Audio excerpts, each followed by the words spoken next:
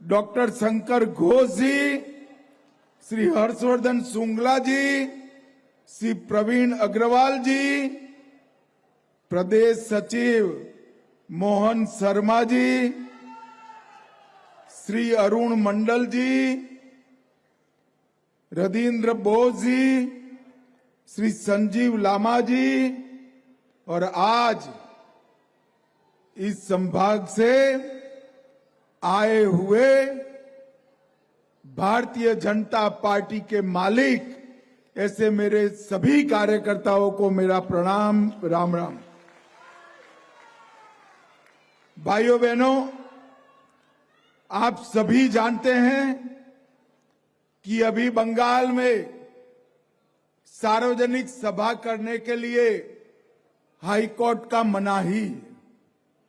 इसीलिए बंगाल भारतीय जनता पार्टी ने इस प्रकार के क्षेत्रीय सम्मेलनों का आयोजन किया है।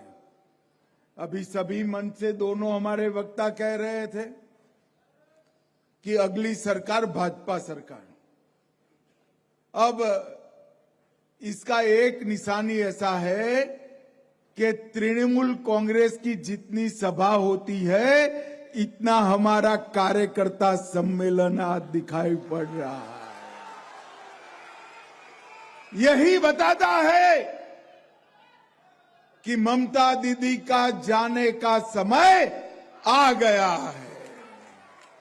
भाइयों बहनों, बंगाल की इस ऐतिहासिक भूमि ने हर कालखंड में भारत के सर्वांगीण विकास के लिए बहुत महत्वपूर्ण योगदान दिया है।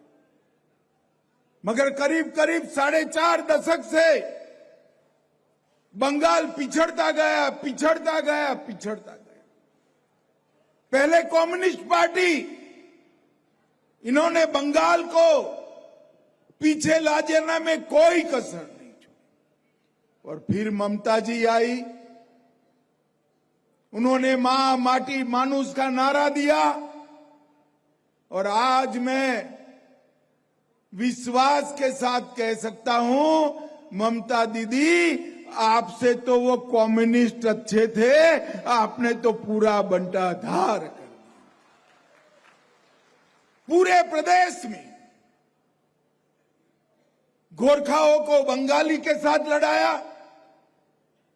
आदिवासियों को कुड़मी के साथ लड़ाया, राजवंशी को आदिवासी और बंगाली के साथ लड़ाया। अंदर अंदर झगड़ा करने के अलावे आपने कुछ नहीं किया और बंगाल की एकता को तहस नहस कर दिया है। मैं आज इस उत्तर बंग की भूमि पर कहकर जाता हूं कि ममता दीदी, आपका समय समाप्त हो गया है और अब नरेंद्र मोदी जी के नेतृत्व में विवेकानंद जी और रविंद्रनाथ ठाकुर जी की कल्पना का सोनार बांग्ला का निर्माण होने वाला है। भाइयों बहनों, ये वर्ष वंदे मातरम का 150वां साल है। वंदे मातरम के 150 साल समग्र भारत के लिए बहुत महत्वपूर्ण है कि इसी बंग भूमि से 150 साल पहले एक ऋषि पुरुष ने, एक महान आत्मा ने, श्री बंकिम चंद्र चट्टोपाध्याय जी ने वंदे मातरम की रचना की थी। वंदे मातरम ये कोई गान नहीं है, ये कोई गीत नहीं है। वंदे मातरम भारत माता की प्रशंसा में वर्णित किया हुआ एक राष्ट्र माता को भारत माता की प्रार्थना है। और जब वंदे मातरम प्रकाशित हुआ और गुरुवर रविंद्रनाथ जी ने पहली बार सार्वजनिक कार्यक्रम में इसको गाया, देखते देखते देखते कश्मीर से कन्याकुमारी और गुजरात से बंगाल तक वंदे मातरम आजादी का जय घोष बन गया। खुदीराम बोस हो, शहीद भगत सिंह हो, श्री सुखदेव जी हो या महान राजगुरु हो, हर फांसी पर चढ़ने वाले स्वतंत्रता सेनानी ने अपने मुंह से जो अंतिम शब्द का उच्चारण किया वो वंदे मातरम था। और इसी वंदे मातरम के महिमा मंडन के लिए हमारे नेता नरेंद्र मोदी जी ने देश भर में 1 वर्ष तक वंदे मातरम की 150वीं वर्ष मनाने का निर्णय किया है। इस सार्ध सदी वंदे मातरम की एक जमाने में 150 साल पहले वंदे मातरम ने देश को आजाद कराने का काम किया था और अब 150 साल पहले बाद भारत माता को विश्व गुरु के स्थान पर बिठाने का काम यही वंदे मातरम करने वाला है। मगर दुर्भाग्य की बात है कि जब वंदे मातरम की चर्चा संसद में हो रही थी, ये तृणमूल कांग्रेस वाले इसका विरोध कर रहे थे। पहले तो मेरी समझ में नहीं आया कि ये क्यों विरोध करे, वंदे मातरम का भला विरोध कैसे हो सकता। इसको तो सभी दल, सभी राजनीतिक पार्टियां इसका महिमा मंडन करना चाहिए। मगर मैंने इनके ही एक सांसद के पूछा कि भैया आप लोग वंदे मातरम का क्यों विरोध कर रहे थे। बंकिम चंद्र जी बंगाल के थे, एक महान उपलब्धि है इनकी। तब उसने कहा हमारी वो घुसपैठिया वोट बैंक वंदे मातरम से नाराज है, इसलिए हम विरोध कर रहे हैं। अरे शर्म करो ममता, शर्म करो। वोट बैंक के लिए वंदे मातरम का विरोध कर रही हो। बंगाल की जनता आपको माफ नहीं करेगी। 26 के चुनाव में आपका इस कृत्य का हिसाब किताब बंगाल की जनता बहुत अच्छे से करेगी। मां माटी मानुष का नारा लेकर सत्ता में आई हुई ममता बनर्जी, आज मैं ममता दीदी को पूछना चाहता हूं, क्या हुआ आपके नारा का? आपके राज्य में मां असुरक्षित हो गई।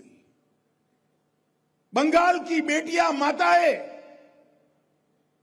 इतनी असुरक्षा का कभी अनुभव नहीं कर रही। मुझे सारे कार्यकर्ता बताए जरा, बंगाल में बहन बेटियां सुरक्षित है क्या? जोर से बोलो, सुरक्षित है क्या? ममता दीदी, आपने मां को असुरक्षित किया है। माटी पूरी घुसपैठिए कब्जाए हुए। मुझे बताओ उत्तर बंग वालों, ये बंगाल की पवित्र माटी घुसपैठियों के कब्जे में रहनी चाहिए क्या? जोर से बोलो, रहनी चाहिए। ये ममता दीदी खाली करा सकती है। मैं बाद में बात करता हूं घुसपैठिए का। और मां माटी मानुष, और मानुष भयभीत होकर टोलबाजी से, सिंडिकेट से परेशान है। हमारे ट्राइबल सांसद को सरेआम पीटा जाता है।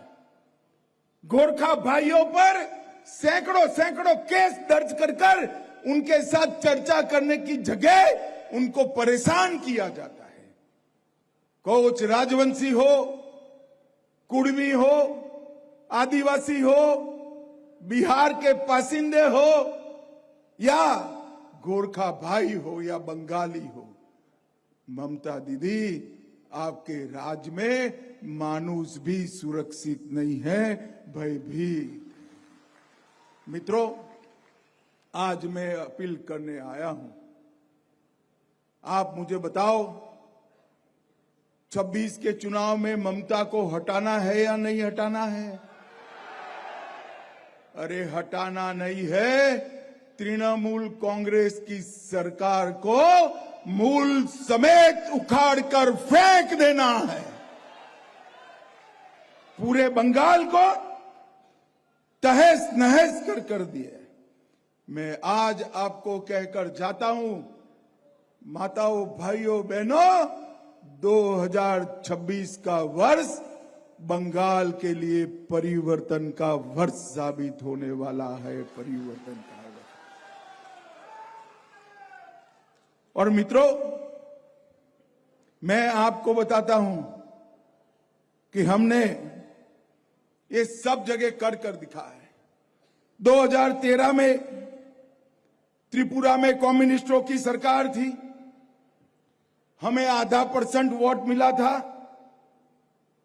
14 में मोदी जी प्रधानमंत्री बने, त्रिपुरा में भाजपा कार्यकर्ताओं ने ठान ली और 18 में और 23 में लगातार 2/3 बहुमत से त्रिपुरा में भारतीय जनता पार्टी की सरकार।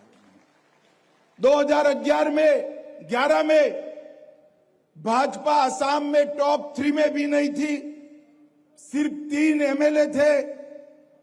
14 में मोदी जी प्रधानमंत्री बने, 16 में बीजेपी का ऐतिहासिक सफर शुरू हुआ। 16 में 86 सीटें और 21 में 79 सीटों के साथ 2 बार आसाम में सरकार बन चुकी है। और मैंने जब कहा ममता दीदी हमारी सरकार बनने वाली है, 1.5 महीने पहले ममता दीदी मेरा मखौल उड़ाती थी। मैं बताना चाहता हूं ममता दीदी, जब प्रभु श्री राम सेतु बनाकर लंका में प्रविष्ट किए, रावण भी हंस रहा था, मगर देखते देखते सोने की लंका ढहा दी गई। भाइयों बहनों, 2016 में हमें सिर्फ 10% वोट और 3 सीटें मिली थी। 21 में यह आंकड़ा 38% वोट और 77 सीटों तक पहुंचा है। और शुभेंदु अधिकारी हमारे विपक्ष के नेता के रूप में बैठे हैं। कांग्रेस और कम्युनिस्ट 0 पर पहुंच रहे हैं और भाजपा का वोट 4 गुना बढ़ा है। अब तो सिर्फ 38% से 46% की छलांग लगानी है। ये तो मेरा अकेला उत्तर बंग कर देगा, उत्तर बंग कर देगा। यहां 28 सीटें हैं। मैं भले उत्तर बंग में 2026 में पहली बार आया हूं, मगर मैं यहां की राजनीतिक परिस्थिति को जानता हूं। 28 में से 28 सीटें इस बार भारतीय जनता पार्टी स्वीप करने।